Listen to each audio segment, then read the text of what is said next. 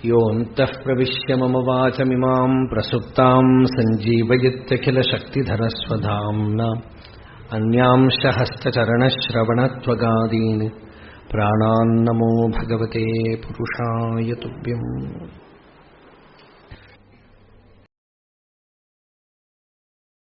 ഇന്നലെ ധ്യാനശ്ലോകം നോക്കി. അഹം സ്വരൂപേണ സമസ്തജന്തോഃ വിഭാന്തമന്തഃ വിഭുമപ്രമേയം ഗുരും ഗുരൂണാമജമാദിദേവം വന്ദാമഹേ ശ്രീരമണം ദയാബ്ധിം.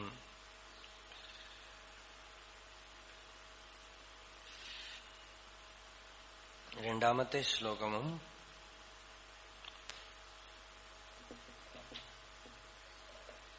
ധ്യാനശ്ലോകമാണ്, ഉദ്ധരിക്കുകയാണ്. അത് ലക്ഷ്മണശർമ്മ എഴുതിയ ശ്ലോകമല്ല, ശങ്കരാചാര്യരുടെ ദക്ഷിണാമൂർത്തി സ്തോത്രത്തില് ഉള്ള ധ്യാനശ്ലോകമാണ്. രണ്ടാമത്തെ ശ്ലോകം.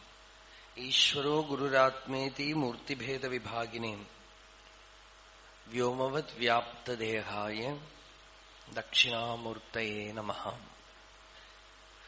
ഗുരുതത്വത്തിനെ പറയുന്ന ശ്ലോകമാണ്. ഈശ്വരനെന്നും ഗുരു എന്നും ജീവാത്മാവെന്നും മൂർത്തിഭേദ വിഭാഗിനെ, മൂന്ന് രൂപങ്ങളായിട്ട് വിഭജിക്കപ്പെടുന്നത് ഒരേ ഒരു തത്വമാണ്. വ്യോമവദ്വ്യാപ്തദേഹായ, വ്യോമം എന്ന് വെച്ചാൽ ആകാശം, ആകാശം പോലെ അഖണ്ഡാകാരമായിട്ടുള്ള ശരീരത്തോടു കൂടിയ ദക്ഷിണാമൂർത്തയേ നമഃ. ദക്ഷിണാമൂർത്തി എന്ന് വെച്ചാൽ ദക്ഷിണ ശേമുഷി പ്രോക്ത. ദക്ഷിണ എന്ന് വെച്ചാൽ ജ്ഞാനം എന്നർത്ഥം. ദക്ഷിണാമൂർത്തി എന്നുള്ളതിന് പല അർത്ഥങ്ങളുണ്ട്. ദക്ഷിണം എന്ന് വെച്ചാൽ തെക്കോട്ട് തിരിഞ്ഞിരിക്കുക, തെക്കുഭാഗം നോക്കിയിരിക്കുക. പരമേശ്വരൻ തെക്കോട്ട് തിരിഞ്ഞിരിക്കുന്ന രൂപത്തോടുകൂടെ സനക സനന്ദന സനാതന സനത്കുമാരന്മാർക്ക് ബ്രഹ്മോപദേശം ചെയ്യാണ്. അപ്പൊ ദക്ഷിണാമൂർത്തി മൗനമാണ് ഉപദേശം. മൗനവ്യാഖ്യാ പ്രകടിത പരബ്രഹ്മതത്വം യുവാനം വശിഷ്ഠാന്തേ വസദൃശിഗണൈഃ ആവൃതം ബ്രഹ്മനിഷ്ഠൈഃ ആചാര്യേന്ദ്രം കരകലിതചിന്മുദ്രമാനന്ദമൂർത്തിം സ്വാത്മാ രാമം മുദിതവദനം ദക്ഷിണാമൂർത്തിമീഡേ. ചിത്രം വടതരോർമൂലേ വൃദ്ധാഃ ശിഷ്യാ ഗുരുർയുവാ ഗുരോസ്തു മൗനം വ്യാഖ്യാനം ശിഷ്യാസ്തു ഛിന്ന സംശയാഃ. ചിത്രം, ആശ്ചര്യം. എന്താന്ന് വെച്ചാൽ വടതരോഹോ മൂലേ, വടവൃക്ഷത്തിന്റെ ചുവട്ടില് വൃദ്ധാഃ ശിഷ്യാഃ, സനകസനന്ദനാദികൾ ശിഷ്യന്മാരായിട്ടിരിക്കുകയാണ്. ഗുരുഹു യുവ, 10-16 വയസ്സ് പ്രായമുള്ള യുവാവായിട്ടാണ് ഭഗവാൻ ദക്ഷിണാമൂർത്തിയായിട്ടിരിക്കുന്നത്. ഗുരു ഇവർക്ക് ബ്രഹ്മോപദേശം ചെയ്യുന്നത് എങ്ങനെയാണ് എന്ന് വെച്ചാൽ ഗുരോസ്തു മൗനം വ്യാഖ്യാനം. വായ തുറന്ന് ഒന്നും മിണ്ടില്ല, മൗനമായിട്ടിരിക്കുകയാണ്. ഗുരോസ്തു മൗനം വ്യാഖ്യാനം, ദാറ്റ് ഈസ് എലക്വന്റ് സൈലൻസ്. ആ മൗനമായിട്ടിരിക്കുമ്പോ ശിഷ്യാസ്തു ഛിന്ന സംശയ, സംശയങ്ങളൊന്നുമില്ല, സംശയങ്ങളൊക്കെ അസ്തമിച്ചു. കാരണം എന്താ? സംശയിക്കുന്ന ആളെ അസ്തമിച്ചു പോയി. പിന്നെ എങ്ങനെ സംശയിക്കും? സംശയങ്ങള് എന്ന് നമ്മൾ പറയണത് എന്താ അല്ലേ? സ്കൂളിലൊക്കെ സംശയം ചോദിക്കുന്ന കുട്ടികളെയാണ് നല്ല കുട്ടികളായിട്ട് കണക്കാക്കുക. ചില കുട്ടികള് നല്ല മിടുക്കന്മാരാണെന്ന് കാണിക്കാൻ വേണ്ടി സംശയം ചോദിക്കുന്നത് നിർത്തുകയില്ല.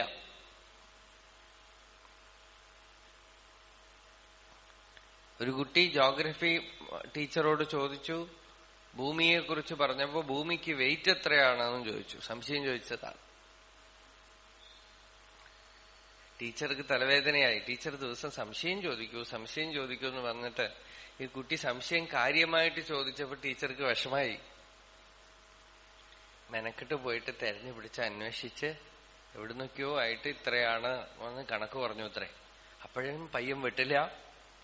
അതിലുള്ള ആളുകളെയൊക്കെ കൂട്ടിയിട്ടോ കൂട്ടാതെയോ. സംശയം എന്തെങ്കിലുമൊക്കെ ചോദിക്കണം എന്നാണ്.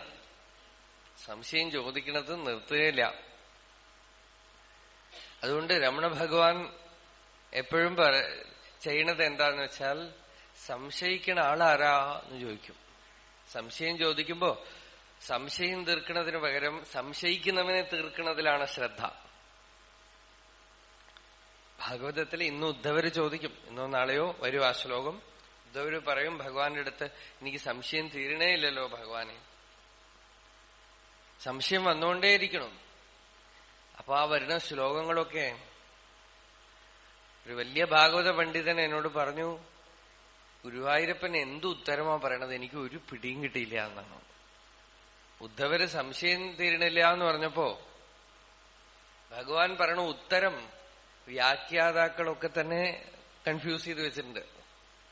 എന്താന്ന് വെച്ചാൽ, സംശയം തീരണില്ല എന്ന് പറഞ്ഞാൽ സംശയം തീർത്തു കൊടുക്കണം. അതിനു പകരം ഭഗവാൻ കൺഫ്യൂസ് ചെയ്ത് വിടുകയാണോ എന്ന് അവർക്കൊരു സംശയം. ഭഗവാൻ പറയണത്, സയേഷ ജീവോ വിവരപ്രസൂതി പ്രാണേന ഘോഷേണ ഗുഹാം പ്രവിഷ്ട.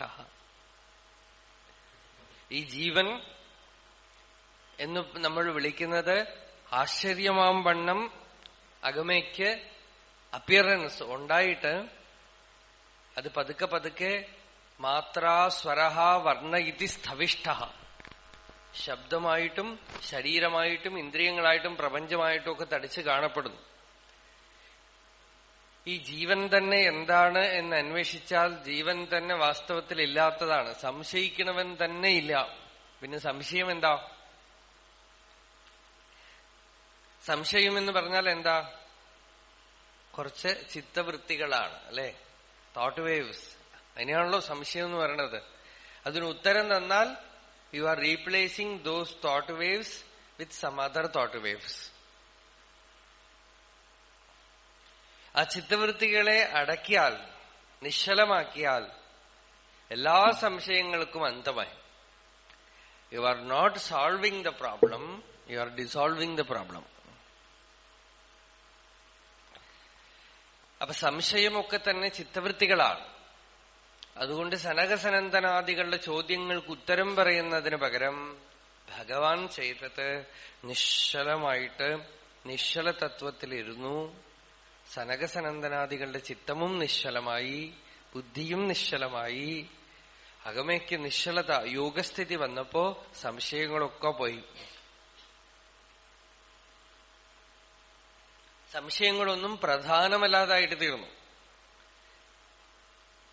മാത്രമല്ല, ഏതൊരു ബ്രഹ്മത്തിനെ കുറിച്ചാണോ ചോദിച്ചത്, ആ ബ്രഹ്മം ചോദിച്ചറിയാനൊന്നുമില്ല, അവിടെ പ്രകാശിക്കണം. മൗന വ്യാഖ്യാ പ്രകടിത പരബ്രഹ്മതത്വം. ഒരുപക്ഷെ ദക്ഷിണാമൂർത്തിയുടെ ആ ഉദാഹരണത്തിന് ശേഷം, അനേക വർഷങ്ങൾക്ക് ശേഷം രമണ മഹർഷിയിൽ മാത്രമേ അത് പ്രകടമായിട്ട് കണ്ടുള്ളൂ. ലൈഫ് മുഴുവനും പ്രധാനമായിട്ടും പോൾ ബ്രണ്ടൻ പറയണു, his words are only secondary, his silence is more eloquent than his speech. അദ്ദേഹത്തിന്റെ വാക്കുകളൊക്കെ തന്നെ സെക്കൻഡറി ആണെന്നാണ്. അദ്ദേഹത്തിന്റെ മൗനമാണ് പ്രധാനം. ആ മൗനത്തിൽ തന്നെ നമുക്ക് കാര്യം പിടികിട്ടും. എല്ലാ ജ്ഞാനികളിലും ആ മൗനം കൊണ്ടാണ് നമ്മൾ ജ്ഞാനികളെ മനസ്സിലാക്കുന്നത്. അവര് വാക്കുകൾ ഉപയോഗിച്ചാൽ പോലും ആ വാക്കുകൾക്ക് പുറകിൽ മൗനമുണ്ടാവും, നിശ്ചലത ഉണ്ടാവും. അവിടെ ഡിസ്റ്റർബൻസ് ഇല്ല. നേരെ മറിച്ച് മനസ്സ് ചഞ്ചലമായിട്ടുള്ള ഒരു അജ്ഞാനി മൗനമായിട്ടിരുന്നാലും നമ്മൾ ഡിസ്റ്റർബ്ഡ് ആവും.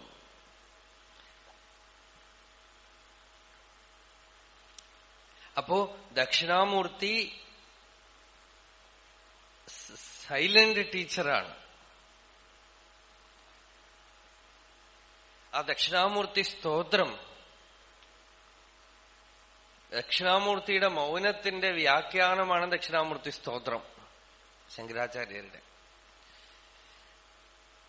ദക്ഷിണാമൂർത്തി സ്തോത്രം, ദക്ഷിണാമൂർത്തി ഉപനിഷത്ത് എന്നൊക്കെ പേര് അതിന്.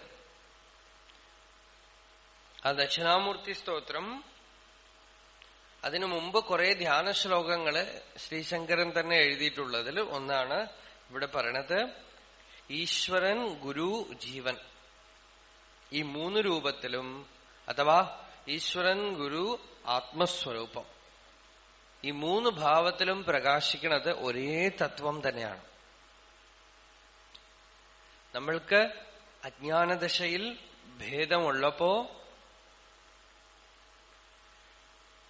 ദുഃഖം ഉണ്ടാവുമ്പോ, ശോകം ഉണ്ടാവുമ്പോ, വിഷമം ഉണ്ടാവുമ്പോ നമ്മൾ ആരെ വിളിച്ച് കരയും? ഏതോ ഒരു മഹാശക്തി, ആ ശക്തിയെ വിളിച്ച് എല്ലാവരും കരയണം, അല്ലേ? ഏത് നാസ്തികനാവട്ടെ, യുക്തിവാദിയാവട്ടെ, യുക്തിവാദമൊക്കെ ഏതുവരെ കൊണ്ടുപോകുമെന്ന് വെച്ചാൽ ജീവിതത്തിൽ നല്ല ഒരു പെട കിട്ടണ വരെ കൊണ്ടുപോകും. ആ വിഷമമൊക്കെ വന്നു കഴിഞ്ഞാൽ ഒരു നിവൃത്തിയില്ലെങ്കിൽ എന്തെങ്കിലും ഒരു ശക്തിയെ വിളിച്ച് കരയുക തന്നെ. തനിക്ക് എവിടുന്ന് ശക്തി കിട്ടുമെന്ന് പറഞ്ഞ് ഗജേന്ദ്രൻ അങ്ങനെയാണ് വിളിച്ചത്. ഗജേന്ദ്രൻ ഒരു പ്രത്യേക രൂപത്തിലോ ഭാവത്തിലോ അല്ല. യഹ്കശനേശോ ബലിനോന്തകോരകാത്. ഈശ്വരൻ ആര് വേണമെങ്കിൽ ആയിക്കോട്ടെ, എനിക്ക് രക്ഷപ്പെട്ടാ മതി. യഹ്കശനേശോ ബലിനോന്തകോരകാത് പ്രചണ്ഡവേഗാത് അഭിധാവതോ വൃഷം ഭീതം പ്രപന്നം പരിപാതി യദ്ഭയാത് മൃത്യുഹു പ്രധാവതി അരണം തമീമഹി. ആദ്യത്തെ സ്റ്റെപ്പ് ഈശ്വരനാണ്. ഈശ്വരൻ എന്ന് വെച്ചാൽ എല്ലാത്തിനെയും നിയന്ത്രിക്കുന്ന ശക്തി. അതിനെ നിഷേധിക്കാൻ പറ്റില്ല. അജ്ഞാനദശയിൽ നിഷേധിക്കാനേ പറ്റില്ല. യുക്തിവാദികളായിട്ടുള്ള ആളുകൾക്ക് ഒരു ബുദ്ധിമുട്ടും വിഷമങ്ങളും ഒക്കെ വരുമ്പോ തമാശ എന്താന്ന് വെച്ചാൽ അവര് നേരെ വേദാന്തത്തിലേക്കൊന്നും വരില്ല. അവര് നേരെ പോണത് നമ്മൾ പ്രാകൃതമെന്നോ അവര് പ്രാകൃതമെന്നോ നിന്ദിച്ചുകൊണ്ടിരുന്ന സാധാരണ ആരാധനാ പദ്ധതികളിലേക്കാണ് അവർ പോയി വീഴുന്നത്. എന്താന്ന് വെച്ചാൽ അവർക്ക് വേദാന്തം മനസ്സിലാക്കാനുള്ള യുക്തിയൊന്നും അവരുടെ ഉള്ളിലില്ല. പ്രാകൃതമായ ഒരു യുക്തി പറഞ്ഞ അവര് പ്രാകൃതമായ ആരാധനയിൽ പോയി തുടങ്ങും. അവിടെ ചെന്നിട്ട് ഞങ്ങളെ രക്ഷിക്കൂ, വേറെ വഴിയില്ല എന്ന് പറഞ്ഞ് കരഞ്ഞു പിടിച്ച്, ഞങ്ങൾക്ക് സ്കൂളിൽ പഠിക്കുമ്പോ ഒരു മാഷ് യുക്തിവാദം പറയും. കുറെ വർഷങ്ങൾ കഴിഞ്ഞ് ഞാൻ അദ്ദേഹത്തിനെ ഒരിടത്ത് വെച്ച് കാണുന്നു. ഇവിടുന്ന് ഇതുവരെ ചന്ദനക്കുറി ഇട്ടിട്ടുണ്ട്, അമ്പലത്തിൽ പൂജയാണ് എന്നൊക്കെയാണിപ്പോ. അപ്പോ യുക്തിവാദത്തിന് നേരെ പോണത് ഈശ്വരാരാധനയ്ക്കാണ്. കാരണം നമ്മൾ അശക്തരാണ് എന്ന് കാണുകയാണേ. അശക്തരാണെന്ന് കാണുമ്പോ എവിടുന്ന് ശക്തി കിട്ടും, ആര് നമ്മളെ രക്ഷിക്കും ഒന്നും അറിയില്ല. ഒരു കാര്യം അറിയാം, നമുക്കിവിടെ വിഷമമുണ്ടെന്ന് അറിയാം. Practical knowledge. നമ്മൾ അശക്തരാണെന്നും നമ്മൾക്കൊരു വഴിയുമില്ലെന്നും ലോകത്തില് പലവിധ ബുദ്ധിമുട്ടുകളുണ്ടെന്നും ഈ ബുദ്ധിമുട്ടുകളിൽ നിന്ന് പുറത്തു വരാൻ ഒരു മാർഗവും കാണാനില്ലെന്നും കാണുമ്പോ ഡീപ്പ് പെയിൻ എറൈസസ്. ഉള്ളിന്ന് ഒരു പ്രാർത്ഥന, വേദന ഉണ്ടാവും. ആ വേദന തന്നെ പ്രാർത്ഥനയാണ്. എങ്ങനെങ്കിലും രക്ഷപ്പെടണമെന്നാണ്. പാഹിമാം പാലയമാം എന്ന് ഇന്നലെ പറഞ്ഞില്ലേ, അതുപോലെ പാഹിമാം പാലയമാം എന്നൊരു വിളി ഉള്ളുന്നുണ്ടാവും. ആ സ്റ്റേജാണ് ഈശ്വരാരാധനയുടെ സ്റ്റേജ്. ആദ്യത്തെ സ്റ്റേജായിട്ട് ആചാര്യസ്വാമി പറയണത് ഈശ്വരനെയാണ് പിടിക്കണത്. ഞാനുണ്ട്, ജഗത്തുണ്ട്. അപ്പൊ ആരെ ആശ്രയിക്കും? ഈശ്വര. ഈ ജഗത് പരിപാലകനായിട്ടോ അല്ലെങ്കിൽ എല്ലാത്തിനും പരമകാരണമായിട്ടോ ഏതോ ഒരു ശക്തിയുണ്ട്. ബഹുഭൂരിപക്ഷം ജനങ്ങളും ഈശ്വരന്റെ മണ്ഡലത്തിലാണ്. ഇതൊരു മണ്ഡലമാണ്. 98% or 99% ആളുകളും ഈശ്വര മണ്ഡലത്തിലാണ്, ഗുരുമണ്ഡലത്തിലേക്ക് വന്നിട്ടില്ല. ഈശ്വരമണ്ഡലം ആദ്യത്തെ മണ്ഡലമാണ്. അവിടെ ഞാൻ എന്നുള്ളതുകൊണ്ട് അത്രകാലം ഈശ്വരൻ ഉണ്ടാവും. രമണ ഭഗവാൻ ഉള്ളത് 40 സദർശനത്തിലും പറഞ്ഞു, എത്ര കാലം ഞാനുണ്ടോ അത്ര കാലം ഈശ്വരൻ ഉണ്ടാവും. അത്ര കാലം ഈശ്വരൻ ആരാന്നൊന്നും അറിയില്ല. ഒരു ശക്തി നിയന്ത്രണ ശക്തിയെ ഭാവന ചെയ്യുകയും ഒക്കെ ചെയ്യും, അതിനെ ഭയപ്പെട്ടുകൊണ്ടിരിക്കുകയും ചെയ്യും. ഈഷ്ഠേ ഇത് ഈശ്വര എന്നാണ്. എല്ലാത്തിനെയും കൺട്രോൾ ചെയ്യുന്ന ഗവർണർ, സകലത്തിനെയും നിയന്ത്രിക്കുന്ന ഒരു ശക്തി. ആ ശക്തി അജ്ഞാനമാണോ ജ്ഞാനമാണോ എന്ന് ചോദിച്ചിട്ട് കാര്യമില്ല. നമ്മൾ അജ്ഞാനത്തിലിരിക്കുന്നിടത്തോളം കാലം ആ ശക്തിയെ നമ്മൾക്ക് നമ്മളുടെ അജ്ഞാനം കൊണ്ടോ എന്തുകൊണ്ടോ നമുക്ക് ഭേദബുദ്ധി കൊണ്ടോ അത് അനുഭവിക്കുകയും പേടിക്കുകയും ഭയപ്പെടുകയും ഒക്കെ ചെയ്യും. ഇത് വേദാന്തം പറയണതല്ല, ഭാഗവതം പറയണതാ. താവദീശ്വരതോ ഭയം യാവദസ്യ അസ്വാതന്ത്ര്യത്വം താവദീശ്വരതോ ഭയം. ഭാഗവതം പറയാണ്, എത്ര കാലം ഇയാൾക്ക് അസ്വാതന്ത്ര്യമുണ്ടോ അത്ര കാലം താവദീശ്വരതോ ഭയം. എന്നുവെച്ചാലോ ഇവൻ സ്വതന്ത്രനായാൽ ഈശ്വരനിൽ നിന്ന് ഭയം പോകുമെന്നർത്ഥം. എന്താ അർത്ഥം? അപ്പൊ തന്നിൽ നിന്ന് അന്യമായോ അല്ലെങ്കിൽ ഈശ്വരനിൽ നിന്ന് അന്യമായോ ഒരു താനോ തന്നിൽ നിന്ന് അന്യമായോ ഒരു ഈശ്വരനോ രണ്ടില്ല, അഖണ്ഡമായ ഒരു തത്വമേ ഉള്ളൂ എന്നറിയുമ്പോൾ ഭയപ്പെടാനൊന്നുമില്ല. പക്ഷെ അത് ഒരു ഫിലോസഫി അല്ല, അതൊരു സ്റ്റേറ്റ് ആണ്. ആ സ്റ്റേറ്റിലേക്ക് വരണ വരെ നമ്മൾ ഈശ്വരമണ്ഡലത്തിലാണ്, എല്ലാം ഈശ്വരമണ്ഡലത്തിലാണ്. അതിനെ നിങ്ങൾ പ്രകൃതി എന്ന് വിളിച്ചോളൂ, അല്ലെങ്കിൽ ജീവിതം എന്ന് വിളിച്ചോളൂ, അല്ലെങ്കിൽ നമുക്ക് മനസ്സിലാവാത്ത എന്തോ ഒന്നെന്ന് വിളിച്ചോളൂ, ഈശ്വരമണ്ഡലത്തിലാണ്. രക്ഷപ്പെടാൻ പറ്റില്ല. നമ്മൾക്ക് ഈഗോ ഉള്ളത്തോളം കാലം, ഞാൻ ഈ ശരീരമാണെന്നുള്ള അഭിമാനം ഉള്ളത്തോളം കാലം വ്യാധി, വിയോഗ ദുഃഖം, പ്രകൃതിയിൽ നിന്നുള്ള ദുഃഖം, വിഷമങ്ങൾ ഒക്കെ ഉള്ള ഈ പ്ലെയിനിലിരിക്കുമ്പോ നമ്മള് വിഷമം വരുമ്പോ കരഞ്ഞു പ്രാർത്ഥിക്കും. പ്രാർത്ഥിക്കണമെന്നില്ല. യുക്തിവാദികളായിട്ടുള്ള ആളുകളാണെങ്കിൽ ഞങ്ങൾ പ്രാർത്ഥിക്കൊന്നുമില്ല എന്ന് പറഞ്ഞാൽ അയാൾ കരയുമല്ലോ, അത് പ്രാർത്ഥനയാണ്. അയാൾ വിഷമിക്കുമല്ലോ, അത് പ്രാർത്ഥനയാണ്. ഇതിന്ന് രക്ഷപ്പെട്ടാ വേണ്ടില്ല എന്ന് ആഗ്രഹിക്കുമല്ലോ, അത് പ്രാർത്ഥനയാണ്. അന്തര്യാമിയുടെ അടുത്ത് മനസ്സ് പ്രാർത്ഥിച്ചു കഴിഞ്ഞു. ആഗ്രഹിക്കുമ്പോ തന്നെ മനസ്സ് അന്തര്യാമിയുടെ അടുത്ത് പ്രാർത്ഥിച്ചു കഴിഞ്ഞു. അപ്പൊ അതിന്ന് രക്ഷപ്പെടാൻ പറ്റില്ല. ഈശ്വരനെ അംഗീകരിക്കാത്ത ആളുകൾ അജ്ഞാനദശയിൽ ഉണ്ടാവുകയേയില്ല. ഞങ്ങൾ ഈശ്വരനിൽ വിശ്വസിക്കുന്നില്ല എന്നൊന്നും പറഞ്ഞിട്ടൊന്നും കാര്യമില്ല. എത്ര കാലം ദേഹാഭിമാനം ഉണ്ടോ അത്ര കാലം നിങ്ങൾ വിശ്വസിച്ചാലും ശരി, വിശ്വസിച്ചിട്ടില്ലെങ്കിലും ശരി, അംഗീകരിച്ചാലും ശരി, അംഗീകരിച്ചിട്ടില്ലെങ്കിലും ശരി, you are under the control. ജയിലിന്റെ ഉള്ളിലാണ്. അത് ഭ്രമമാണെന്നും പറഞ്ഞിട്ട് കാര്യമില്ല. അപ്പോ ആദ്യത്തെ സ്റ്റേജിൽ ശോകം, ഭയം, ദുഃഖം ഒക്കെ വരുമ്പോ എന്നെ രക്ഷിക്കൂ ഭഗവാനെ, വേറെ വഴിയില്ല എന്ന് വന്ന് നിലവിളി കൂട്ടുകയാണ്. എനിക്ക് അവിടുന്ന് അല്ലാതെ വേറെ ആരും വഴിയില്ല എന്ന് പറഞ്ഞ് പ്രാർത്ഥിക്കുക. അങ്ങനെ ഉള്ളിൽ നിന്നും ഇന്റൻസ് ആയിട്ട് ഈ പ്രാർത്ഥന ഒരു ഊർജമാണ്, അല്ലെങ്കിൽ ആഗ്രഹം ഒരു ഊർജമാണ്. പ്രാർത്ഥിച്ചിട്ടില്ലെങ്കിൽ ആഗ്രഹിച്ചാലും മതി, അതൊരു ഊർജമാണ്. അത് ഉള്ളിലെങ്ങനെ പ്രബലമായി ഉണർത്തിക്കഴിയുമ്പോ അഗ്നി, കുണ്ടലിനി എന്നൊക്കെ യോഗികൾ പറഞ്ഞതൊക്കെ ഈ ആഗ്രഹത്തിന്റെ പ്രാബല്യം തന്നെയാണ്. പ്രബലമായിട്ട് എന്നെ രക്ഷിക്കൂ, അല്ലെങ്കിൽ എനിക്ക് രക്ഷപ്പെടണം, എനിക്ക് എങ്ങനെയെങ്കിലും ഈ ശോകത്തിൽ നിന്നും രക്ഷപ്പെടണം, ഈ ഭയത്തിൽ നിന്ന് രക്ഷപ്പെടണം, ദുഃഖത്തിൽ നിന്ന് രക്ഷപ്പെടണം. അങ്ങനെ പാരമാർത്ഥികമായി എന്തെങ്കിലും ഉണ്ടെങ്കിൽ അത് കണ്ടെത്തണം എന്ന് സ്വയം തനിക്ക് തന്നെ ഹിതം ചെയ്യണമെന്ന് തീരുമാനിച്ചു കഴിയുമ്പോ ഈ ഉള്ളിലുള്ള പ്രബലമായ ആഗ്രഹം ശ്രദ്ധാശക്തിയായിട്ട് ഉണരും. ഉണർന്നു കഴിയുമ്പോ ഈ അന്തര്യാമി തന്നെ പുറമേ ഒരു ഗുരുവായിട്ട് ആവിർഭവിക്കുന്നു. ആചാര്യസ്വാമികൾ ഭാഷ്യത്തിൽ തന്നെ ഇത് പറയുന്നുണ്ട്. പ്രബലമായിട്ട് തനിക്ക് രക്ഷപ്പെടണമെന്നുള്ള ഭാവം, സ്വഹിതേച്ഛ വന്നാല് അന്തര്യാമി തന്നെ പുറമേക്ക് ഏതെങ്കിലും ഒരു രൂപത്തിൽ ഈ ജീവന് തത്വോപദേശം ചെയ്യാനായിട്ട് ആവിർഭവിക്കും. അപ്പൊ ഉപദേശിച്ചാലേ ഫലിക്കുള്ളൂ. അപ്പൊ ഇയാള് ഈശ്വരമണ്ഡലത്തിനെ കടന്ന് ഗുരുമണ്ഡലത്തിലേക്ക് വന്നു. ലളിതാ സഹസ്രനാമത്തില് ദേവിക്ക് ഒരു പേര് തന്നെ അതാണ്, ഗുരുമണ്ഡല രൂപിണ്യൈ നമഃ. സൃഷ്ടി, സ്ഥിതി, തിരോധാനം, അനുഗ്രഹം. സൃഷ്ടി എന്ന് വെച്ചാൽ ബ്രഹ്മാവിന്റെ പ്ലെയിനാണ്, സ്ഥിതി വിഷ്ണുവിന്റെ പ്ലെയിനാണ്, സംഹാരം രുദ്രന്റെ പ്ലെയിനാണ്, തിരോധാനം എല്ലാത്തിനെയും വരച്ചു കളഞ്ഞ് കൺട്രോൾ ചെയ്ത് നമ്മൾക്കറിയാത്ത പ്ലെയിനിൽ ഇരുന്നുകൊണ്ട് നമ്മളെ നിയന്ത്രിക്കുന്നത് ഈശ്വരന്റെ പ്ലെയിനാണ്.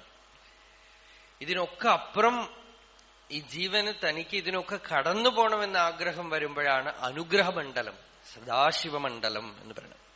ആ അനുഗ്രഹമണ്ഡലം ഗുരുമണ്ഡല രൂപിണ്യൈ നമഃ. ഗുരുമണ്ഡലം എന്നാണ് പേര്. ദക്ഷിണാമൂർത്തി സ്വരൂപിണ്യൈ നമഃ, ഗുരുമണ്ഡല രൂപിണ്യൈ നമഃ, ഗുരുമൂർത്തി എന്നൊക്കെ പറഞ്ഞ് എപ്പോഴാണോ ഗുരുഭാവത്തിൽ കാണുന്നത് അപ്പോഴാണ് രക്ഷപ്പെടുന്നത്. അടുത്ത സ്റ്റെപ്പ് നമ്മളുടെ തന്നെ കോൺഷ്യസ്നെസ്. നമ്മളുടെ കോൺഷ്യസ്നെസ് തന്നെയാണ് പ്രപഞ്ചമായിട്ടും, നമ്മളുടെ ബോധം തന്നെയാണ് പ്രപഞ്ചമായിട്ട് നിൽക്കുന്നത്, നമ്മളുടെ ബോധം തന്നെയാണ് ശരീരമായിട്ട് നിൽക്കുന്നത്. ആ ബോധത്തിൽ തന്നെയാണ് ഞാൻ ഇന്ന ആളാണ്, ജീവനാണെന്നൊരു ഭ്രമം തോന്നണത്. ആ ബോധത്തിൽ തന്നെയാണ് ഈശ്വരനെ ആരാധിക്കുന്നത്. ആ ബോധത്തിൽ തന്നെയാണ് പ്രബലമായി ഹിതേച്ഛയുണ്ടാകുമ്പോ ഗുരുതത്വവും പ്രകാശിക്കുന്നത്. അടുത്ത സ്റ്റെപ്പാണ് ഗുരുതത്വം. ഗുരുതത്വം എന്തിനാണ് എന്ന് വെച്ചാൽ ഈ ദുഃഖം അല്ലെങ്കിൽ ഈ ശോകം വെറുതെ അജ്ഞാനം കൊണ്ടുണ്ടായതാണെന്ന് ബോധിപ്പിച്ച്, സ്വപ്നം കണ്ടുകൊണ്ടിരിക്കുന്ന ആളുടെ സ്വപ്നത്തിൽ ഒരാൾ കാട്ടിലൂടെ പോകുന്നതായിട്ടും ഭയങ്കരമായ കാട്ടില് പേടിച്ചു പേടിച്ചു പേടിച്ചു പോകുന്നു. അങ്ങനെ ഇരിക്കുമ്പോ കാട്ടിൽ ഇയാളുടെ മുമ്പില് ഒരു സിംഹം ആവിർഭവിച്ച് ഗർജിക്കുന്നു. ഇയാള് പേടിച്ച് രക്ഷപ്പെടാൻ ഒരു വഴിയും കാണാതെ ഓടുകയാണ്. അങ്ങനെ ഓടുമ്പോ ഒരിടത്ത് ഒരാൾ ഇയാളെ പിടിച്ചു നിർത്തിയിട്ട്, നീ സ്വപ്നം കാണുകയാണ്, ഇവിടെ സിംഹവുമില്ല കാടുമില്ല, എഴുന്നേക്കൂ എന്ന് പറഞ്ഞ് കുലുക്കി.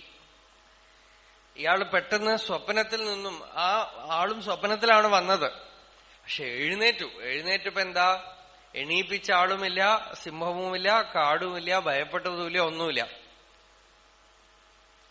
സ്വപ്നത്തിൽ വന്ന ആള് സ്വപ്നത്തിൽ നിന്നും ഉണർത്താൻ കാരണമായ പോലെ മായയിലിരിക്കുന്ന ജീവന്, അതിന്റെ ഉള്ളിൽ തന്നെ ആവിർഭവിക്കുന്ന ഗുരു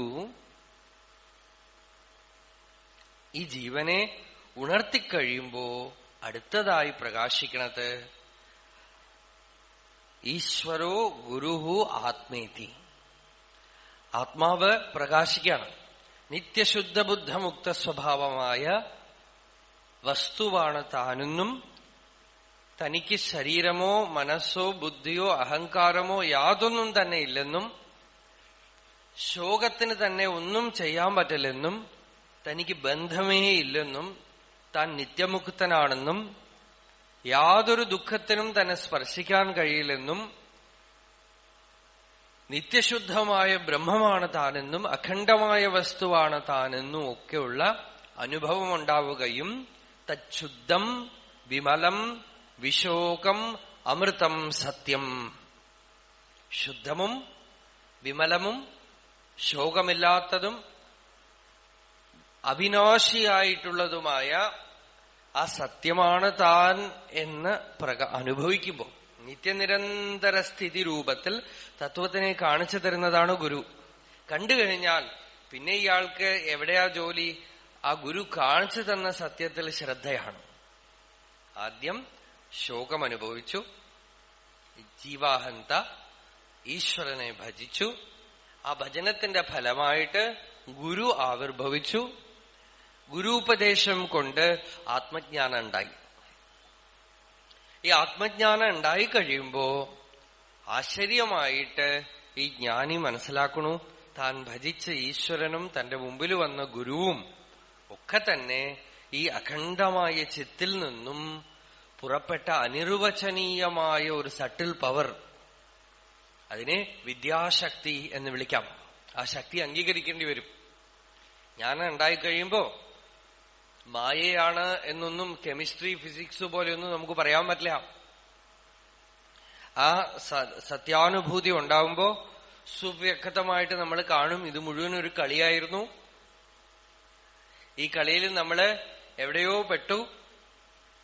പെട്ടതിൽ നിന്ന് നമ്മളെ തിരിച്ചു കൂട്ടിക്കൊണ്ടുവന്ന് തത്വത്തിൽ ഇരുത്തിയതും നമ്മളുടെ തന്നെ സോഴ്സിൽ നിന്നും പുറപ്പെട്ട ഒരു ശക്തിയാണ്. ആ ശക്തിയാണ് നമ്മളുടെ ഉള്ളിൽ മുമുക്ഷുത്വത്തിനെ തന്നതും, അതാണ് നമ്മളെ സാധന ചെയ്യിപ്പിച്ചതും, പ്രാർത്ഥന ചെയ്യിപ്പിച്ചതും, ഭക്തി ചെയ്യിപ്പിച്ചതും ഒക്കെ അതാണ്. അത് തന്നെയാണ് നമ്മളുടെ മുമ്പിൽ ഗുരുരൂപത്തിൽ വന്നത്. അത് തന്നെ നമ്മളുടെ ഉള്ളിലുള്ളത് കൊണ്ടാണ് ഗുരുപദേശത്തിനെ നമ്മൾ മനസ്സിലാക്കിയത്.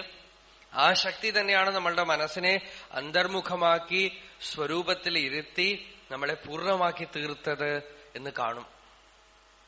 അതുകൊണ്ടാണ് തത്വജ്ഞാനം ഉണ്ടായവരൊക്കെ പറയണത് ഞങ്ങളൊന്നും ചെയ്തില്ലല്ലോ. യാതൊന്നും ചെയ്തില്ല. ഭക്തന്മാരൊക്കെ കൃപയാണ്, ഭഗവത് കൃപയാണ് എല്ലാം ചെയ്തത് എന്ന് പറയണതൊക്കെ ആ മണ്ഡലത്തിലാണ്. ആ കൃപ തന്നെ ആദി മധ്യ അവസാനങ്ങളിൽ കൃപ. അവനരുളാൽ അവൻ താഴ്വണങ്ങി, അവനരുളാൽ അവൻ അരുൾ പെറ്റ്, അവനരുളാൽ അവൻ അരുൾ ആനേ. അവനരുളാൽ അവൻ താഴ്വണങ്ങി, ഭഗവത് കൃപ കൊണ്ട് ഭഗവാനെ ഭജിച്ചു. ആ കൃപ കൊണ്ട് തന്നെ ഭഗവത് കൃപയെ പ്രാപിച്ചു. ആ കൃപ കൊണ്ട് തന്നെ പൂർണ്ണമായി. പക്ഷെ ഇത് അവസാനമേ മനസ്സിലാവുള്ളൂ. ഇതൊരു സ്റ്റേറ്റ്മെന്റ് ആയിട്ട് എടുത്തിട്ട് കാര്യമില്ല. ഇത് സത്യമായിട്ട് ആത്മയാഥാത്മ്യമായിട്ട് അകമയ്ക്ക് കാണണം. ആ കാണാൻ ഉള്ള തലത്തിലേക്ക് നമ്മൾ വരണം. അങ്ങനെ വന്നു കഴിയുമ്പോ വ്യോമവദ് വ്യാപ്ത ദേഹായ, ഈ ഗുരു എന്ന് പറയണത് ഖണ്ഡമായ, ഫൈനൈറ്റായ, അല്പമായ ഒരു വ്യക്തിയോ ഒന്നുമല്ല, അഖണ്ഡമായ തത്വമാണ്. വ്യോമവദ്വ്യാപ്തദേഹായ ദക്ഷിണാമൂർത്തയേ നമഃ. അപ്പോ നമ്മൾ ഗുരു എന്ന് പറയുന്ന ആ ഒരു പവർ, ആ ശക്തി മാത്രമേ ഉള്ളൂ. അപ്പോ ഗുരുഭക്തി എന്നൊക്കെ പറയണത് വാസ്തവത്തിൽ ഈശ്വരഭക്തി, ഗുരുഭക്തി, ഇഷ്ടദൈവത്തിനോടുള്ള ഭക്തി, അല്ലെങ്കിൽ ഭക്തി എന്ന് പറയണത് തന്നെ അപ്പോഴേ നമുക്ക് മനസ്സിലാവുള്ളൂ. ഭക്തി ഗുരുവിനോടേ ഉള്ളൂ. ഈശ്വരനെ നമ്മൾ ഭജിച്ചാലും അവിടെ ഭക്തി വരണമെങ്കിൽ അത് ഗുരുതത്വമായിരിക്കണം. ആ ബ്രഹ്മത്തിൽ നിന്ന് അന്യമായിട്ട് ഒരു തത്വമേ ഉള്ളൂ, ഗുരുതത്വം. അതിനെ ഗുരു എന്നും വിളിക്കാം, ഈശ്വരൻ എന്നും വിളിക്കാം. Some power, if you are recognising a pure form of power. ആ പവറിന് എന്താണ് പണി? നമ്മളെ വിമുക്തമാക്കലാണ്. ഇംപ്യൂർ ഫോം ഓഫ് പവർ ഉണ്ട്. അതാണ് നമ്മൾ പുറമേക്ക് വലിച്ച് രാഗം, ദ്വേഷം, അവിദ്യ, കാമം, ക്രോധത്തിലൊക്കെ പെടുത്തി വിഷമിപ്പിക്കുന്നത്. അതിനെ നമ്മൾ മായ എന്ന് വിളിക്കണം. ഈ ഗുരുതത്വത്തിനെയും ലളിതാ സഹസ്രനാമത്തിൽ പറഞ്ഞു വിദ്യാമായ എന്നാണ്. വിദ്യ അവിദ്യാസ്വരൂപിണ്യേ നമഃ. ഇതും ഒരു പവറാണ്, ഒരു സെറ്റിൽ പവറാണ്. ഈ പവറിനെ അംഗീകരിക്കാതെ വയ്യ. നമ്മുടെ ഭഗവാൻ അരുണാചൽ അഷ്ടകത്തിൽ പറഞ്ഞു, ഉണതുണിൽ അളതിലാ അതിശയ ശക്തി. അനിർവചനീയമായ ഒരു ശക്തി ഹൃദയത്തിൽ നിന്ന് ഉദിച്ചു വരുന്നു. അത് നമ്മളുടെ അഭിമാനത്തിനെ, അഹങ്കാരത്തിനെയൊക്കെ വിഴുങ്ങിക്കളഞ്ഞു മനസ്സിനെ അടക്കിക്കളയുന്നു, ശാന്തമാക്കണം. ആ അനിർവചനീയ ശക്തിയെയാണ് ഗുരുതത്വം എന്ന് പറയണത്. ആത്മസ്രോതസി സംവിഭാവ്യം എന്നൊക്കെ കപിലോപദേശത്തിൽ ദേവഹൂതി പറയണു. കപില ഭഗവാൻ ഉപദേശമൊക്കെ ചെയ്തു കഴിയുമ്പോഴാണ് ദേവഹൂതി പറയണത്, ഭഗവാനെ അവിടുന്ന് പുറത്തൊരാളല്ല, എന്റെ ഉള്ളില് ഒരു ഒഴുക്കായിട്ട് ഞാൻ അങ്ങയെ കാണുന്നു എന്നാണ്. ഇതൊക്കെ എങ്ങനെ കമന്ററി എഴുതും എന്ന് പറയും. ഗോപാലൻ നായരെ കുറ്റം പറഞ്ഞിട്ട് കാര്യമൊന്നുമില്ല. എങ്ങനെ എഴുതാൻ പറ്റും? ഇതിനൊക്കെ അർത്ഥം എഴുതിയാ വലതുമൊക്കെ എഴുതിയിട്ട് അറിയിക്കാൻ പറ്റുമോ? ഇങ്ങനെയൊക്കെ ഒരു വെളിവില്ലാത്ത വിധത്തില് പറഞ്ഞാൽ എങ്ങനെ അതിന് വ്യാഖ്യാനമൊക്കെ എഴുതും? ശ്ലോകത്തിന് ദേവഹൂതി പറയാണ്, അങ്ങ് എന്റെ ഗുരുവാണ്, അങ്ങ് എന്റെ ഉള്ളിൽ ഒഴുകുന്നു എന്നൊക്കെ പറഞ്ഞാൽ എങ്ങനെ എഴുതും? ഇതൊക്കെ സാധാരണ ഭാഷയിൽ എഴുതാൻ പറ്റുമോ? അപ്പോ ആ സ്രോതസ്സിനെ അകമേക്ക് കാണുന്നു, അഖണ്ഡാകാരവത്മായ തത്വമായിട്ട് കാണുന്നു, അനിർവചനീയ ശക്തിയായിട്ട് കാണുന്നു. ആ ശക്തി ബഹിർമുഖമായ മനസ്സിനെ അന്തർമുഖമാക്കുകയും അന്തർമുഖമായ മനസ്സിനെ നിശ്ചലമാക്കുകയും ചെയ്യുന്നു. സചലാ നിശ്ചലാ ശക്തി. ഈ ആശയങ്ങളൊക്കെ ചേർത്തിട്ടാണ് പ്രത്യഭിജ്ഞാദീപം എന്നൊരു പുസ്തകമുണ്ട്. പല ആളുകളും വായിച്ചു വരും. ഒരുമാതിരി ഒരു അവസ്ഥയിൽ എഴുതി അതിന് വ്യാഖ്യാനം എഴുതി വെച്ചതാണ് ആ പുസ്തകം. പലരും പറഞ്ഞു ഒരു പിടിയും കിട്ടണില്ല എന്നാണ്. ചിലര് ഉത്തമ സാധകന്മാരായിട്ടുള്ള പല ആളുകളും വളരെയധികം അനുഭവിച്ചു, ആസ്വദിച്ചു. അത് വേറെ പലർക്കും വായിച്ചിട്ട് ഒന്നും പിടികിട്ടണില്ല എന്നാണ്. യാതൊന്നും പിടികിട്ടണം. സചലാ നിശ്ചലാ ശക്തി. ശക്തിയുടെ രണ്ട് രൂപമാണ്. ഒന്ന് നമ്മളെ ചഞ്ചലപ്പെടുത്തുന്നതും ബഹിർമുഖമാക്കുന്നതും മനസ്സിനെ കാമക്രോധാദികളിൽ പെടുത്തുന്നതുമൊക്കെയാണ്. നിശ്ചലാശക്തി എന്ത് ചെയ്യുന്നു? മനസ്സിനെ അന്തർമുഖമാക്കുകയും നിശ്ചലമാക്കുകയും ആത്മാനുഭവത്തിനെ തരുകയും ചെയ്യാണ്. രണ്ട് ശക്തി, ഒന്ന് മായ, ഒന്ന് ഗുരു. ഗുരു എന്നൊക്കെ പറയുമ്പോൾ നിങ്ങൾ വ്യക്തികളെ ഭാവന ചെയ്യേണ്ട, അതൊരു തത്വമാണ്. അപ്പോഴേ മനസ്സിലാവുള്ളൂ. മായയ്ക്ക് ഓപ്പോസിറ്റ് ബ്രഹ്മമല്ല. എന്താന്ന് വെച്ചാൽ ബ്രഹ്മം ഒന്നിനും ഓപ്പോസിറ്റ് അല്ല. ബ്രഹ്മത്തിലെല്ലാം ഇൻക്ലൂഡഡ് ആണ്. അപ്പൊ മായ ബഹിർമുഖ ശക്തിയാണ്. മനസ്സിനെ എന്തൊക്കെ പുറമേക്ക് ആകർഷിക്കുമോ അത് മായയാണ്. മനസ്സിനെ എന്തൊക്കെ ഉള്ളിലേക്ക് തിരിച്ചുവിടുമോ അത് ഗുരുതത്വമാണ്. ആ ഗുരുതത്വത്തിനെ തന്നെ നമുക്ക് ഇഷ്ടദൈവം എന്നൊക്കെ പറയാം. ഇപ്പൊ ചിലർക്കൊന്നും ഗുരുവല്ല. ഇപ്പൊ ഈ തമിഴിലുള്ള 63 നായന്മാർ, ആ ഭക്തന്മാർക്കൊക്കെ ശിവൻ തന്നെയാണ് ഉപദേശിക്കുന്നത്. അവിടെ ശിവൻ ഗുരു ആവണു, അത്രേ ഉള്ളൂ. അത് നമ്മൾ പൗരാണികമായ ഒരു ദൈവത്തിന്റെ പേരായതുകൊണ്ട് നമ്മൾ അവർക്ക് ഗുരുവില്ല എന്ന് പറയണം. രമണ മഹർഷിക്ക് ഗുരുവില്ല എന്ന് പറയണം. രമണ മഹർഷിക്ക് അരുണാചലം തന്നെ ഗുരു. കുറ്റമുറ്റ് അറുത്തനൈ ഗുണമായി പണിത്ത് ആൾ ഗുരു ഉരുവായി ഒളിർ അരുണാചല. അരുണാചലം തനിക്ക് തത്വോപദേശം ചെയ്തതായിട്ടും തന്റെ മനസ്സിനെ അന്തർമുഖമാക്കിയതായിട്ടും ഒക്കെ ഭഗവാൻ എത്ര പാട്ടുകൾ പാടിയിരിക്കണം.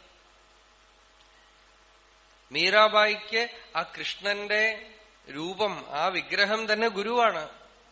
അത് നമ്മൾ കൃഷ്ണനായതുകൊണ്ട് മീര കൃഷ്ണഭക്തയാണെന്ന് പറയണം. കൃഷ്ണഭക്തിയൊന്നുമല്ല, ഗുരുഭക്തയാണ്. ആ കൃഷ്ണരൂപത്തിൽ ആ ശക്തി മീരാവിന്റെ അടുത്ത് വന്ന് മീരാവിനെ അടക്കിയെടുത്തു, തൻവശപ്പെടുത്തി. ചൈതന്യ മഹാപ്രഭുവിന് ആ കൃഷ്ണഭാവം ഗുരുതത്വമാണ്. ഒരു തത്വമേ ഉള്ളൂ ഈ അന്യമായിട്ട് ഇതിൽ നിന്ന്. ഗുരുതത്വം, അതിന് ഗുരു എന്നും വിളിക്കാം, ഈശ്വരൻ എന്നും വിളിക്കാം.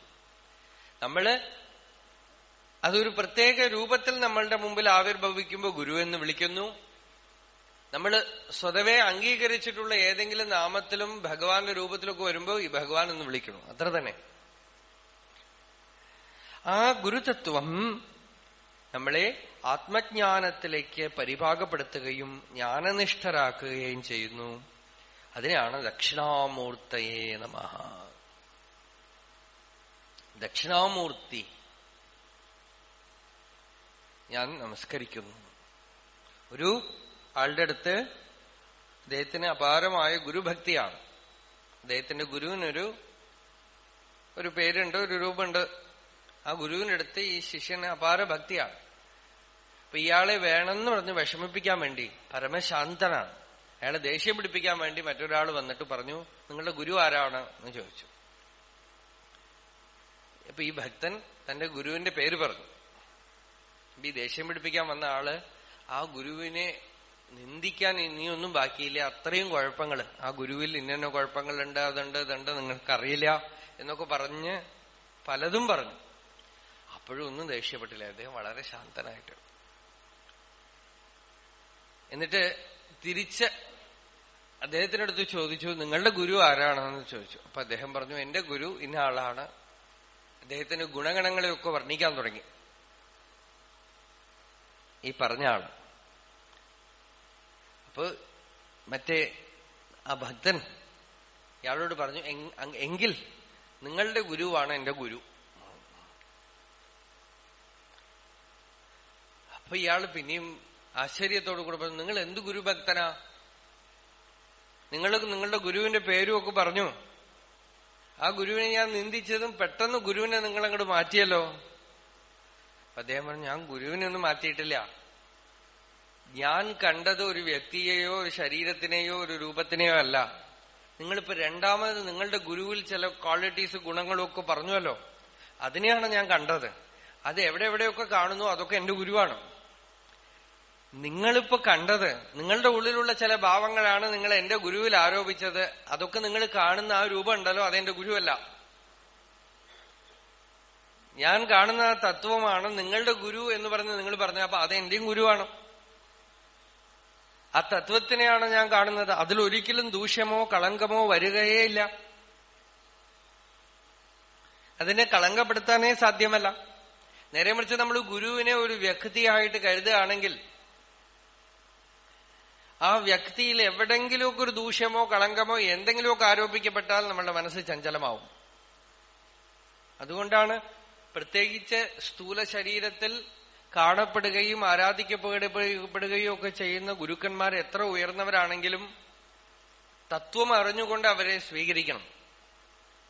അല്ലെങ്കിൽ അതൊക്കെ തന്നെ വേണ്ട വിധത്തിൽ നടന്നാൽ വിഷമമുണ്ടാവില്ല. അല്ലെങ്കിൽ കഴിഞ്ഞുപോയ കാലത്ത് ആരെങ്കിലുമൊക്കെ സ്വീകരിച്ചാലും കുഴപ്പമില്ല.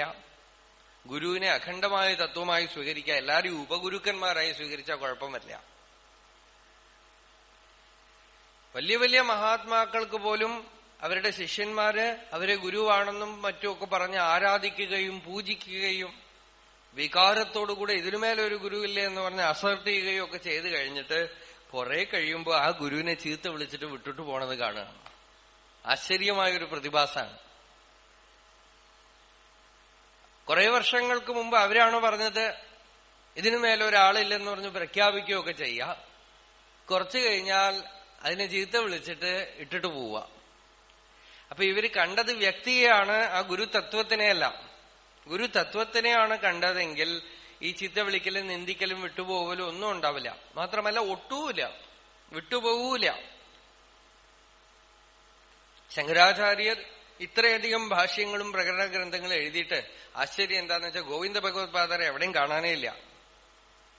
ഗോവിന്ദ ഭഗവത്പാദരെയും കാണാനില്ല, ശങ്കരനെയും കാണാനില്ല. അതില് ഗോവിന്ദ ഭഗവത്പാദരെ സ്തുതിച്ചിട്ടുണ്ടെങ്കിൽ പോലും ഒന്ന് രണ്ട് ശ്ലോകങ്ങള് ഒക്കെ അഖണ്ഡമായ തത്വമായിട്ടാണ്, അല്ലാതെ ഒരു വ്യക്തിയായിട്ടല്ല. അങ്ങനെ സ്തുതിച്ചുകൊണ്ടാണ് ആ ഗുരുതത്വം. വിവേകാനന്ദ സ്വാമികൾ ഇത്രയും 8 വോള്യം പുസ്തകമാണ്. രാമകൃഷ്ണദേവനൊന്നും കാണാനില്ല. ആകപ്പാട് മൈ മാസ്റ്റർ എന്നുള്ള ഒരു ലെക്ചർ മാത്രമാണ്. അതിലും ഗുരുവിന്റെ ആ ഗുരുതത്വത്തിന് പ്രാമുഖ്യം കൊടുക്കണമെന്നല്ലാതെ വ്യക്തിക്ക് വളരെ കുറച്ചേ ഉള്ളൂ. അങ്ങനെയാണ് നമ്മൾ ഗുരുവിനെ സ്വീകരിക്കണതെങ്കിൽ നമ്മൾ ഗുരുവിനെയും ഉപദ്രവിക്കില്ല, നമ്മൾക്കും ദോഷം വരുത്തില്ല. ഗുരുവിനെ ഒരു വ്യക്തിയായിട്ട് കരുതിക്കൊണ്ട് ആരെങ്കിലും ഒരാളെ നമ്മൾ പിടിക്കണം. ഇന്നത്തെ കാലത്ത് അതാണ്, നമുക്ക് ആരാധിക്കാൻ എന്തെങ്കിലുമൊക്കെ വേണം. അപ്പൊ ആരെങ്കിലും ഒരു വ്യക്തിയെ പിടിച്ചുകൊണ്ട് ആ വ്യക്തിയെ പൊക്കിയടിച്ചുകൊണ്ട് നടക്കുക, അതാണ് ഇപ്പൊ സർവത്ര. അതുകൊണ്ട് തന്നെ ആരാധന ഇഷ്ടമുള്ള ആളുകൾ കുറെ പേര് അതിന് തയ്യാറായിട്ട് നടക്കണമുണ്ട്. അറിയാ കിട്ടുക എന്ന് പറഞ്ഞിട്ട് അവിടെയൊക്കെ കയ്യിൽ പെട്ട് കഴിഞ്ഞാലോ ഈ ജീവൻ രക്ഷപ്പെടൂല, കുറെ കാലത്തേക്ക് വിഷമിക്കേണ്ടി വരും. അതുകൊണ്ട് ഗുരുവിനെ ആരെ വേണമെങ്കിൽ ആരാധിക്കാം, ആർക്ക് വേണമെങ്കിൽ നമസ്കരിക്കാം, ആരുടെ അടുത്തുനിന്ന് വേണമെങ്കിലും ഉപദേശം സ്വീകരിക്കാം. പക്ഷേ നമ്മളുടെ അന്തര്യാമിക്ക് അറിയാം ഗുരു ആരാണ്. അത് നമുക്ക് മനസ്സിലാവും. കുറെ കഴിയുമ്പോ ഏത് സെന്ററിൽ ഇരുന്നു കൊണ്ട് ആ ശക്തി നമ്മളുടെ അഹങ്കാരത്തിനെ തിന്നുകളയണോ, എവിടെ നിർവൃത്തി ഉണ്ടാവുന്നു, ഏതൊന്നും നമ്മളെ യാതൊരു വിധത്തിലും ലൗകികമായിട്ടോ കർമ്മപരമായിട്ടോ ബാധിക്കുകയോ സംശയങ്ങൾ ഉണ്ടാക്കുകയോ ചെയ്യുന്നില്ലേ, ഏത് നമ്മളെ നമ്മളിൽ ഇരുത്തുന്നുവോ ആ തത്വത്തിനാണ് ഗുരു എന്ന് പേര്. നമ്മുടെ പ്രാരബ്ധത്തിലൊന്നും അത് കൈവയ്ക്കുകയേ ഇല്ല, നമ്മുടെ ലോകവ്യവഹാരത്തിലും അത് കൈവയ്ക്കില്ല. ആ ഗുരുതത്വത്തിന്റെ ഒരേ ഒരു പണി നമ്മളുടെ ശ്രദ്ധയെ നമ്മളിൽ തന്നെ ഉള്ള പെർഫെക്ഷൻ, പൂർണ്ണതയിലേക്ക് തിരിച്ചുവിടുന്നതിലാണ്. ഇങ്ങനെ ചെയ്യൂ അങ്ങനെ ചെയ്യൂ എന്ന് അതിന് പറയാനില്ല. ലൗകിക ജീവിതത്തിൽ ഇന്നത് ചെയ്യൂ ഇന്നത് ചെയ്യാൻ പാടില്ല എന്ന് പോലും അതിന് പറയാനില്ല. പ്രാരബ്ധത്തിന്റെ മാർഗത്തിൽ കുറുകെ നിൽക്കാൻ ആ ശക്തിയില്ല. ആ ശക്തിക്ക് ഒരേ പണി നമ്മളെ നമ്മളാക്കുകയാണ്. നമ്മൾക്ക് നമ്മളുടെ സ്വരൂപത്തിനെ തിരിച്ചു തരികയാണ്, നിജലാഭം ഉണ്ടാക്കി തരികയാണ്. അതാണ് ഈശ്വരോ ഗുരുരാത്മേതി മൂർത്തിഭേദവിഭാഗിനെ വ്യോമവത് വ്യാപ്തദേഹായ ദക്ഷിണാമൂർത്തയേ നമഃ. അദ്ദേഹം ദക്ഷിണാമൂർത്തിയാണ്, ദക്ഷിണാമൂർത്തിയല്ല, ദക്ഷിണാമൂർത്തയെ. ആ ദീർഘത്തിനെ ശരിക്കും അങ്ങോട്ട് വായിച്ചാൽ ദക്ഷിണാമൂർത്തി എന്നും പറയാം, ദക്ഷിണ അമൂർത്തി എന്നും പറയാം. അമൂർത്തിയാണ്. മൂർത്തിമത്ത് പോലെ തോന്നും, പക്ഷെ അമൂർത്തിയാണ്. ഭാഗവത്തിലുണ്ട് ആചാര്യ ചൈത്യവപുഷാ സ്വഗതിം വ്യനക്തി. ഉദ്ധവരും പറയുന്നുണ്ട്, ഭഗവാനെ അവിടുന്ന് പുറമേക്ക് ആചാര്യനായിട്ടും അകമേക്ക് ചൈതന്യശക്തിയായിട്ടും എനിക്ക് ആത്മാനുഭവത്തിനെ തരുന്നു. ഇത്രയൊക്കെ പറഞ്ഞ് ഗുരുവിനെ സ്തുതിച്ചുകൊണ്ട് ഇനി ഈ വിഷയത്തിലേക്ക് കിടക്കാം. എന്താണ് ഈ ഗ്രന്ഥത്തിലെ വിഷയം?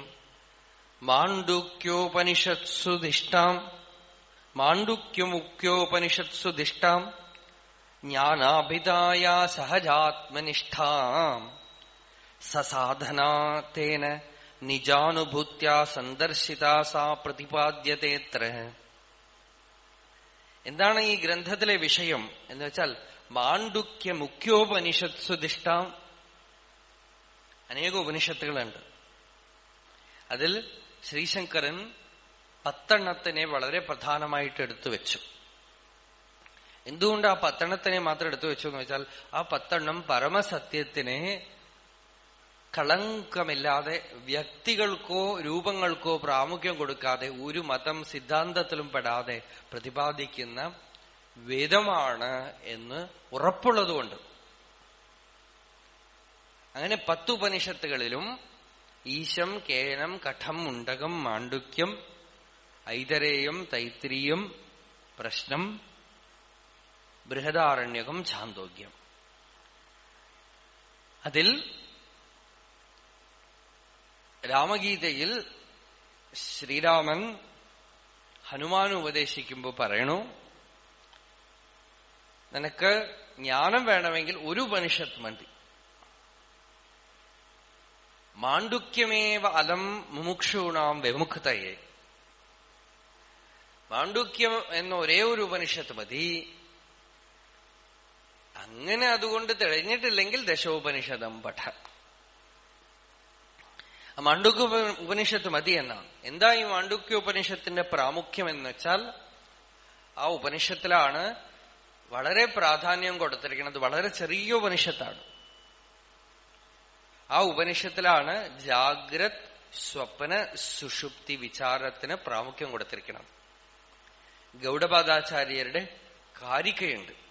4 കാരികകളോടുകൂടെ മാണ്ഡുക്യ ഉപനിഷത്ത്, മാണ്ഡുക്യ കാരിക, ആത്മജ്ഞാനത്തിന് യതികളൊക്കെ ഏറ്റവും മുഖ്യമായി അധ്യയനം ചെയ്യുന്ന ഉപനിഷത്താണ് മാണ്ഡുക്യ ഉപനിഷത്ത്. ആ മാണ്ഡുക്യ മുഖ്യ ഉപനിഷത്സു ദിഷ്ട.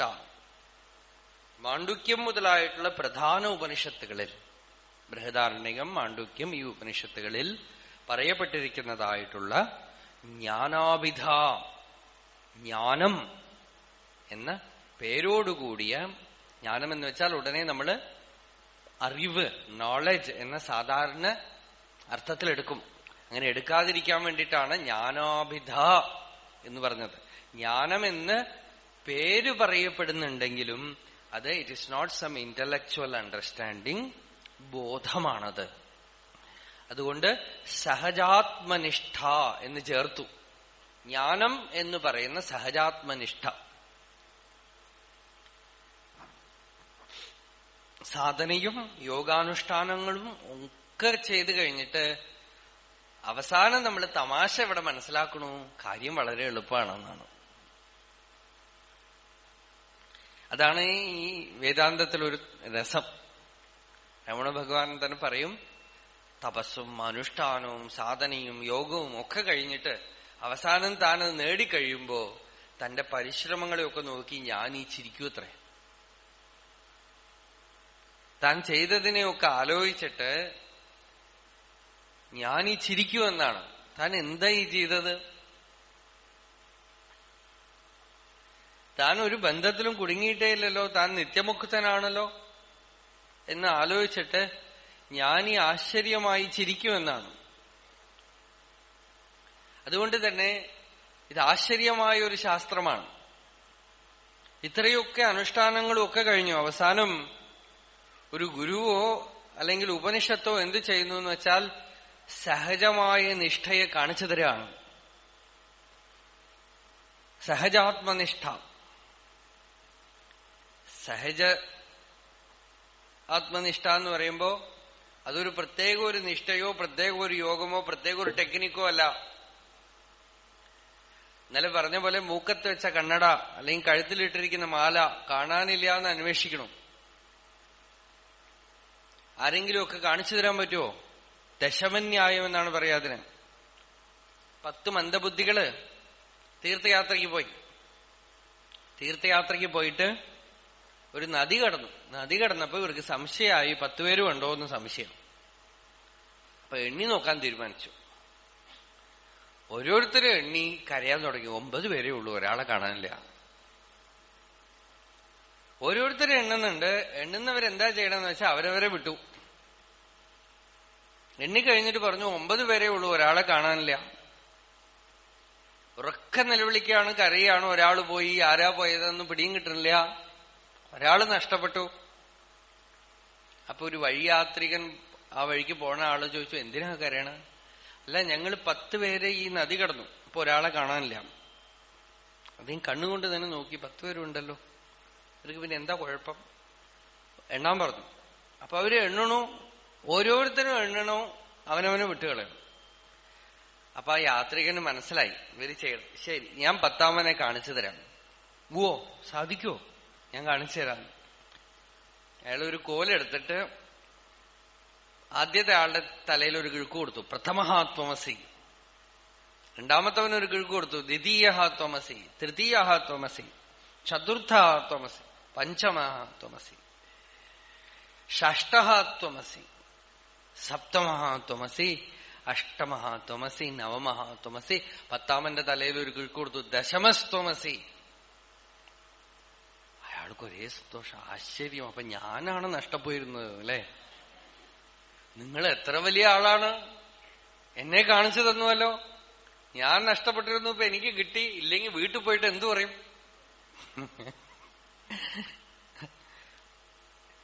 ഇതുപോലെയാണ് നമ്മളുടെ സ്ഥിതി എന്നാണ്.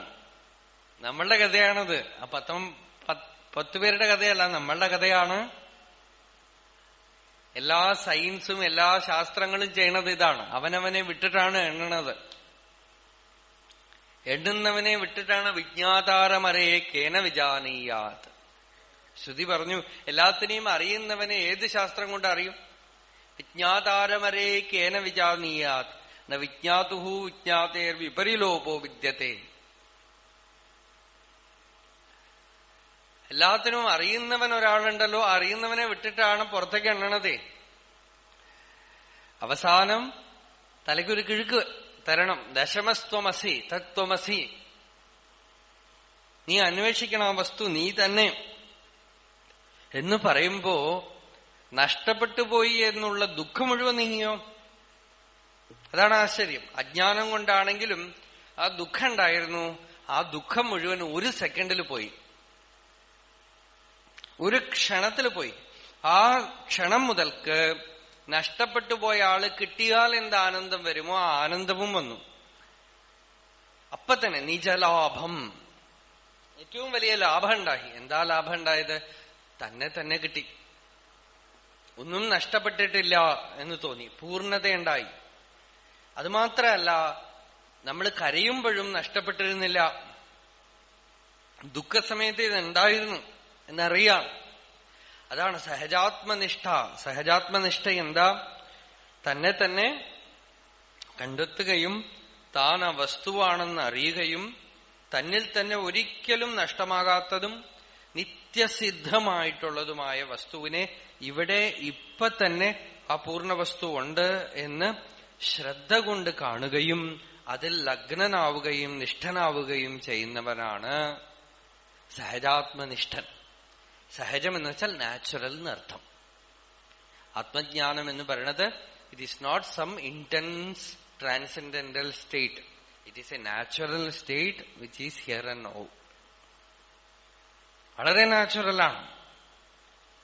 അതുകൊണ്ട് തന്നെ എഫേർട്ടുമില്ല അതില്. എഫേർട്ട് കൊണ്ടൊക്കെയാണ് ഈ യോഗസ്ഥിതിയിൽ നിൽക്കേണ്ടതെങ്കിൽ എത്ര നേരം നമുക്ക് നിൽക്കാൻ പറ്റും പറയൂ? മെഡിറ്റേഷനിലാണ് ഇരിക്കേണ്ടതെങ്കിൽ എത്ര നേരം മെഡിറ്റേഷൻ ചെയ്യാൻ പറ്റും? തളർന്നും പോവും, ക്ഷീണിച്ചും പോവും. ആത്മജ്ഞാനം എഫേർട്ട് കൊണ്ടോ ഈഗോയിക് മൈൻഡ് കൊണ്ട് ചെയ്യുന്ന ഒരു എഫേർട്ടോ ഒന്നും അല്ലാതെ അത് വളരെ സഹജമാണ്, നാച്ചുറലാണ്, സിദ്ധമാണ്, ഇപ്പൊ തന്നെ ഇവിടെ തന്നെ ഉള്ളതാണ്, നമ്മളുടെ സ്വരൂപമാണത്. അതില്ലാത്തതുപോലെയും നഷ്ടപ്പെട്ടു പോലെയും നമ്മളുടെ ചിത്തം, മനസ്സ്, നമ്മളുടെ അഹങ്കാരം, ബുദ്ധി ഒരു വലിയ കോലാഹലം ഉണ്ടാക്കിക്കൊണ്ടിരിക്കുകയാണ് ഉള്ളിൽ.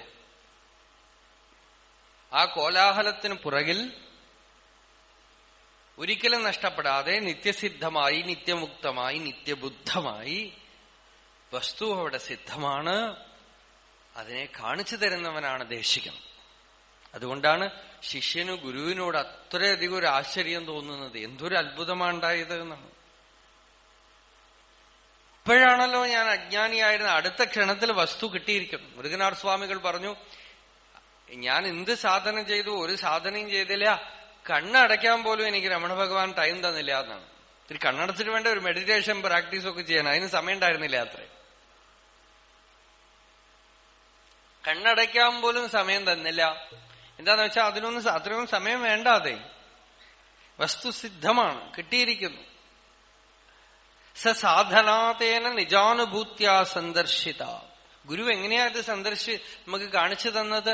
നിജാനുഭൂത്യ, താൻ ആ അനുഭൂതിയിൽ ഇരിക്കുന്നത് കൊണ്ട് തനിക്ക് സിദ്ധമായിട്ടുള്ള അനുഭൂതിയെ കാണിച്ചു തരികയും അത് കാണാൻ കഴിയാതെ വിഷമിക്കുന്ന ശിഷ്യന് എന്തൊക്കെ കുഴപ്പങ്ങൾ അയാളുടെ ബുദ്ധിയിലും ഇന്ദ്രിയങ്ങളിലും ഒക്കെ ഉണ്ടോ അതിനെയൊക്കെ നീക്കം ചെയ്ത് ബുദ്ധിയെ ശുദ്ധമാക്കി ശ്രദ്ധയെ തിരിച്ചുവിടുകയും ചെയ്യാണ്. ഇത് കണ്ടിട്ടില്ലെങ്കിൽ, കാണിച്ചു തരുമ്പോ കണ്ടിട്ടില്ലെങ്കിൽ, ഭാഗവതത്തിൽ പറഞ്ഞു, ഏകാദശ സ്കന്ധത്തിൽ തന്നെ നമ്മൾ കണ്ടു, ആത്മാ എപ്പോഴും ജാഗ്രത് സ്വപ്ന സുഷുപ്തികൾക്ക് സാക്ഷിയായി സിദ്ധമാണ്. കാണാൻ വയ്യല്ലോ എന്ന് പറയുമ്പോ അപ്പൊ ബുദ്ധിയിലാണോ കുഴപ്പം? അത് നീക്കുക.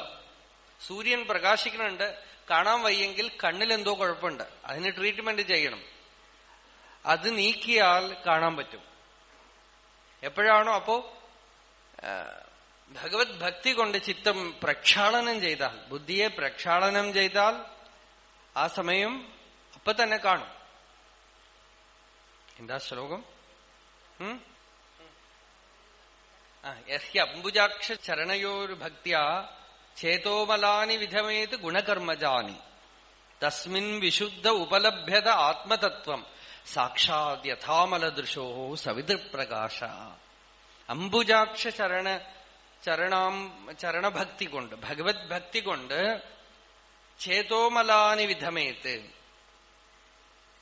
ചിത്തത്തിലുള്ള മലം, കർമ്മമലം, ആണവമലം, മായാമലം, കളങ്കങ്ങൾ എന്തൊക്കെ ഉണ്ടോ അത് നീങ്ങുമ്പോ